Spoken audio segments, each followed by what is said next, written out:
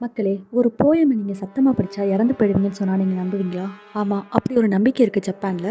Domino ஹெல்லுன்னு ஒரு poem இருக்குது. 100 வருஷம் முன்னாடி அதை ஒரு ஆத்தர் எழுதியிருக்காரு. அவர் எழுதுனது இது எதை மீன் பண்ணி எழுதியிருக்காருன்னா, அந்த காலத்தில் டொமினோன்னு ஒரு சின்ன பையன் இருந்திருக்கான். அந்த பையன் அவங்க குடும்பத்தையே கொண்டிருக்கான். கொண்டுட்டு அவனுக்கு ரொம்ப குற்ற உணர்ச்சியில் புத்திஸ்டோட ஹெல் இருக்குல்ல, நானே நரகத்துக்கு போயிடுறேன் அப்படின்னு சொல்லிட்டு மொத்த கில்ட்டையும் ஏற்றுக்கிட்டு அவனே அந்த நரகத்தோட வழியில் நடக்க ஆரம்பிச்சானான். அது மாதிரி ஒரு மெட்டஃபரில் ஒரு போயம் எழுதியிருக்காரு. அந்த போயம் பப்ளிஷ் பண்ணதுக்கப்புறம் ரொம்ப ஃபேமஸ் ஆச்சு. ஏன்னு கேட்டிங்கன்னா, அந்த போயமை யாரெல்லாம் சத்தமாக படிக்கிறாங்களோ அவங்களுக்குலாம் ஏதோ ஒரு விஷயம் நடந்துகிட்டே இருந்தது.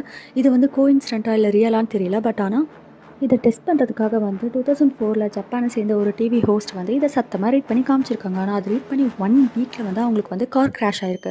இதே போல் நிறையா யூடியூபர்ஸ் அந்த மாதிரி ஜப்பான் சேர்ந்த மக்கள்லாம் இதை ட்ரை பண்ணி பார்த்துருக்காங்க.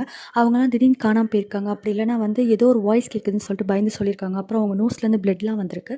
இந்த மாதிரி இன்சிடென்ட்லாம் இந்த போயம் ரீட் பண்ணும்போது வருது. இதுக்கு ஒரே ஒரு ரூல் தான். இந்த போயம் நீங்கள் பார்த்துக்கோங்க, மனசுக்குள்ளே வேணாலும் படிச்சுக்கோங்க, இல்லைனா பார்த்துட்டு பார்க்காலுமே போங்க. ஆனால் சத்தமாக ரொம்ப அழுத்தமாக படிக்கக்கூடாதான். அப்படி படிச்சிங்கன்னா அதோடைய சாபம் உங்களுக்கும் வந்துடும். அந்த மாதிரி மீன் பண்ணுறாங்க. இது ஒரு அர்பன் லெஜண்ட் தான். பட் உங்களுக்குலாம் பிடிக்கும்.